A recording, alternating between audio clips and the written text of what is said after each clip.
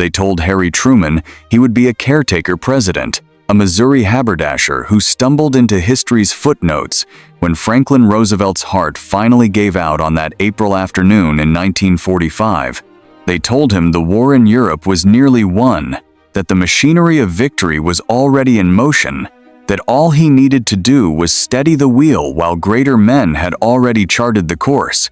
But on the morning of the 16th of July 1945, as he sat in a suburban villa outside Berlin preparing to meet Stalin, a coded message arrived that would transform him from history's accidental president into the man who would unleash the fundamental forces of the universe upon human flesh.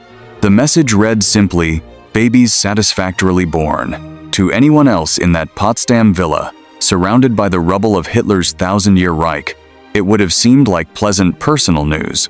But Truman's hands trembled slightly as he set down the telegram, understanding that those two words meant the Trinity test in the New Mexico desert had succeeded, that mankind had split the atom, that in his vest pocket now lay the power to end the war with Japan not through invasion but through apocalypse.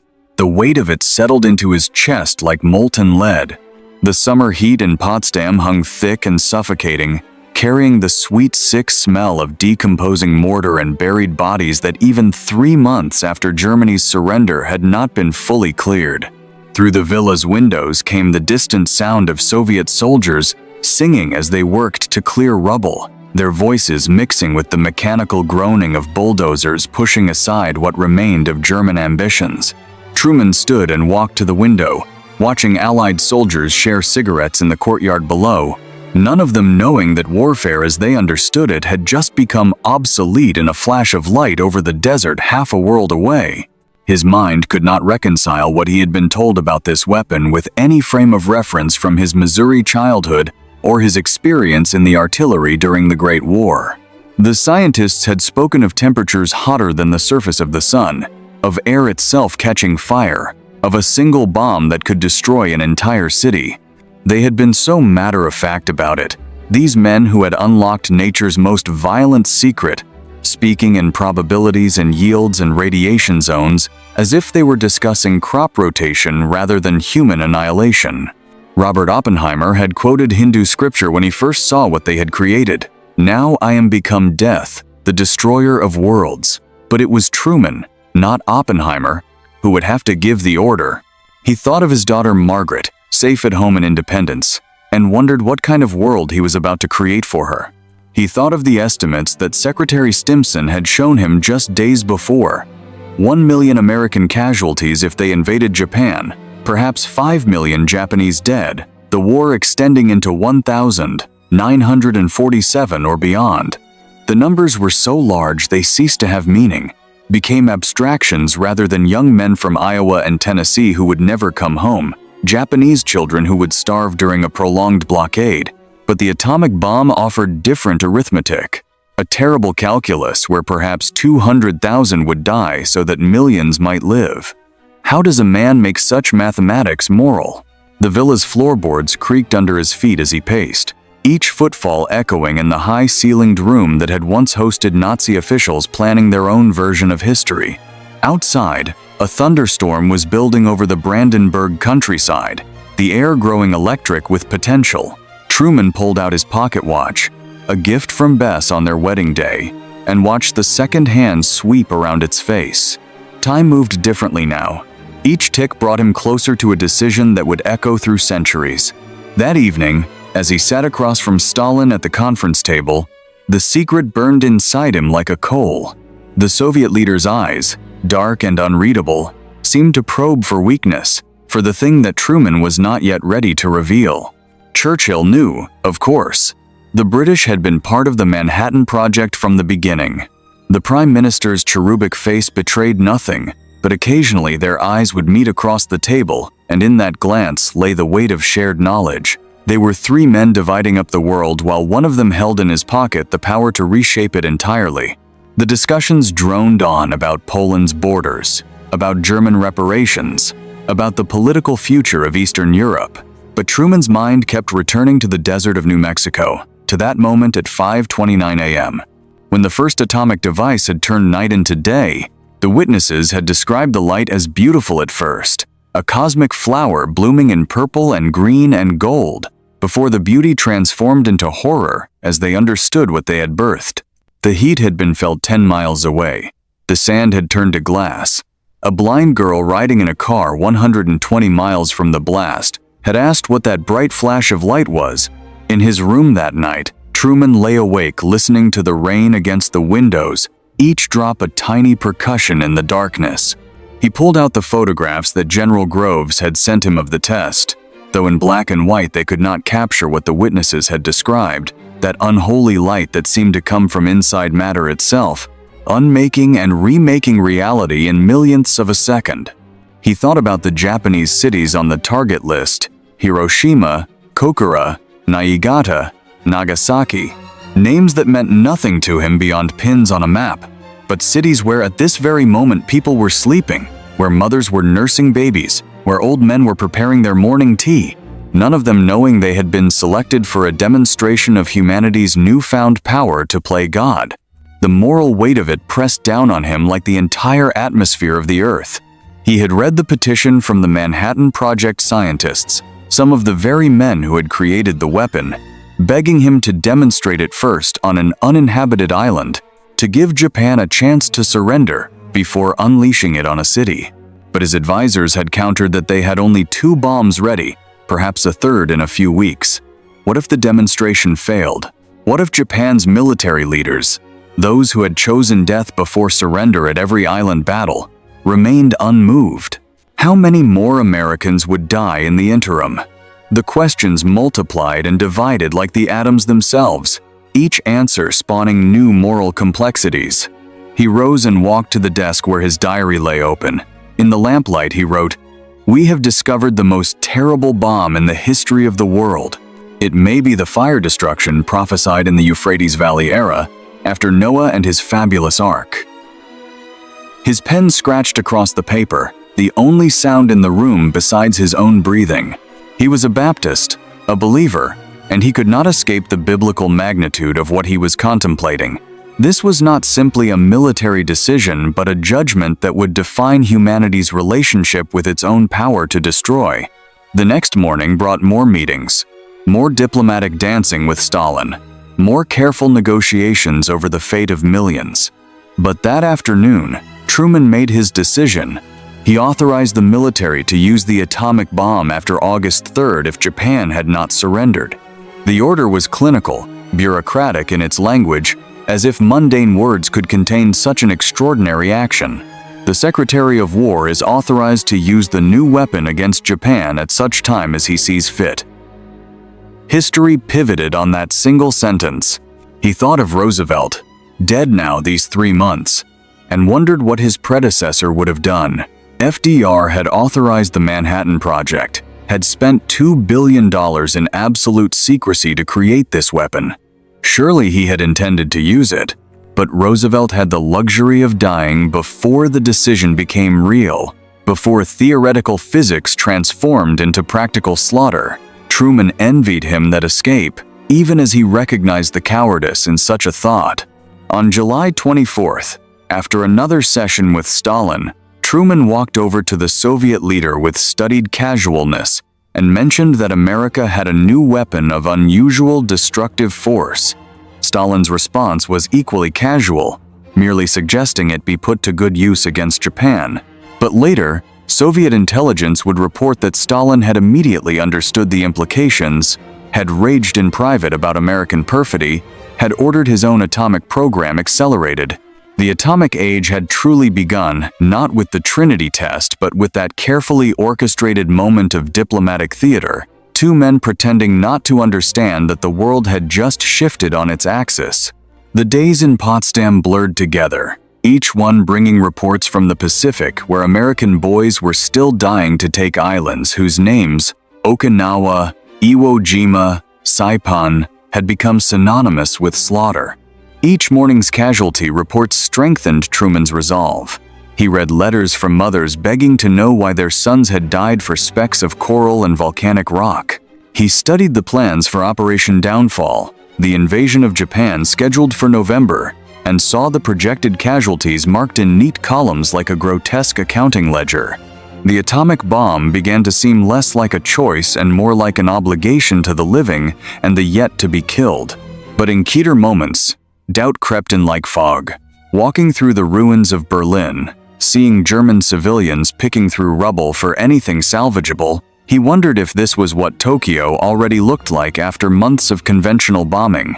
General LeMay's firebombing raids had already killed more Japanese than the atomic bomb likely would. Perhaps they were already beaten, already searching for a way to surrender that would preserve some shred of their national honor. But the intercepted communications suggested otherwise, spoke of turning the home islands into a fortress, of every Japanese citizen fighting to the death with bamboo spears if necessary. The ambiguity of intelligence, the uncertainty of enemy intentions, these were the fog through which Truman had to navigate toward either massacre or salvation. On July 26th, the Potsdam Declaration was issued, calling for Japan's unconditional surrender and warning of prompt and utter destruction if they refused. The language was deliberately vague about the nature of that destruction, a final chance for Japan to surrender without knowing what awaited them. Truman waited for a response, hoping against logic that they would accept, that the cup might pass from him. But Tokyo's reply was mokusatsu, a word that could mean either no comment or treating with silent contempt.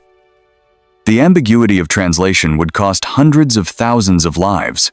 The order went out on August 6th, while Truman was aboard the USS Augusta sailing home from Europe. He was eating lunch with the crew when Captain Frank Graham handed him a message. Hiroshima bombed visually, with 1/10 cloud cover at 2,315 amperes. There was no fighter opposition, and no flak. Results clear-cut, successful in all respects. Visible effects greater than in any test. Truman turned to the sailors around him and announced, "This is the greatest thing in history." But even as the words left his mouth, he knew they rang hollow, knew that greatest was not the same as best or most moral, only most consequential. That night, alone in his cabin as the Augusta pushed through Atlantic swells, Truman tried to imagine what had happened in Hiroshima at 8:15 that morning. The reports spoke of the city being essentially destroyed, of fires that created their own weather systems, of people simply vanishing in the heat, leaving only shadows burned into concrete. He tried to picture it, but his mind rebelled, could not transform the clinical language of military reports into human reality. How many had been children? How many had been opponents of the war? How many had been thinking of breakfast or work or love in that final moment before the sky split open? 3 days later, Nagasaki followed.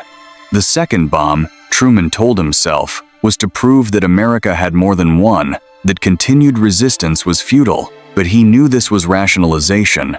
The machinery of atomic warfare, once set in motion, had developed its own momentum.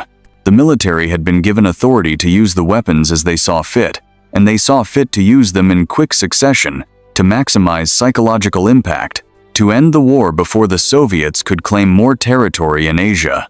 The moral complexities that had tormented Truman in Potsdam were swept aside by military efficiency. On August 10th, Japan offered to surrender with the single condition that the emperor remain on the throne.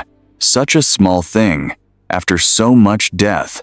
Truman's advisors were split. Some wanted to insist on truly unconditional surrender. Others argued that keeping the emperor would make occupation easier. Truman chose pragmatism over principle, allowing Hirohito to remain as a powerless figurehead. The war was over. The atomic age had begun. In the months and years that followed, as radiation sickness claimed thousands more in Hiroshima and Nagasaki, as the Soviet Union developed its own atomic weapons, as the arms race began its decades-long spiral toward mutual assured destruction, Truman would defend his decision with increasing vehemence. "I never lost a night's sleep over it," he would claim.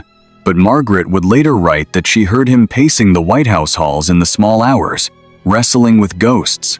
He kept on his desk a sign that read, "The buck stops here," and nowhere did those words weigh heavier than in the shadow of the mushroom cloud. The scientists who built the bomb would scatter to universities and laboratories, some proud of ending the war, others haunted by what they had unleashed. Oppenheimer would have his security clearance revoked for opposing the hydrogen bomb, becoming a modern Prometheus punished for bringing fire to humanity. Einstein, whose letter to Roosevelt had started it all, would call it the one great mistake of his life. But such regrets were luxuries that Truman, as president, could not afford. He had made a decision in time, with incomplete information, under crushing pressure, trying to minimize death while dealing in mass destruction. History would judge him, but history had not been in that room in Potsdam, feeling the weight of 1 million potential American casualties. The survivors of Hiroshima and Nagasaki, the Hibakusha, would spend decades telling their stories, describing the flash that turned morning into nuclear noon, the silence that followed as the city's sounds were swallowed by the blast, the black rain that fell afterward, carrying death in every drop. They spoke of people walking with their skin hanging like rags, of children calling for water who died when they drank, of shadows that marked where humans had stood in the moment of detonation. Their testimonies were not arguments against Truman's decision but witness to its cost, ensuring that the abstraction of strategic bombing could never fully eclipse the human reality of what had been done. Some would argue that the bombs had saved lives, Japanese as well as American, by preventing an invasion that would have been apocalyptic in its own right. Others would contend that Japan was already defeated, that the bombs were really meant as a demonstration for Stalin, the opening salvo of the Cold War rather than the final shot of World War II. The debate would continue through decades, shaped by politics and nationalism and the human need to find meaning in mass death. But for those who were there, who made the decision, or lived through its consequences, such arguments were academic. They knew only what they had experienced. The weight of choice, the flash of light, the shadows on the wall.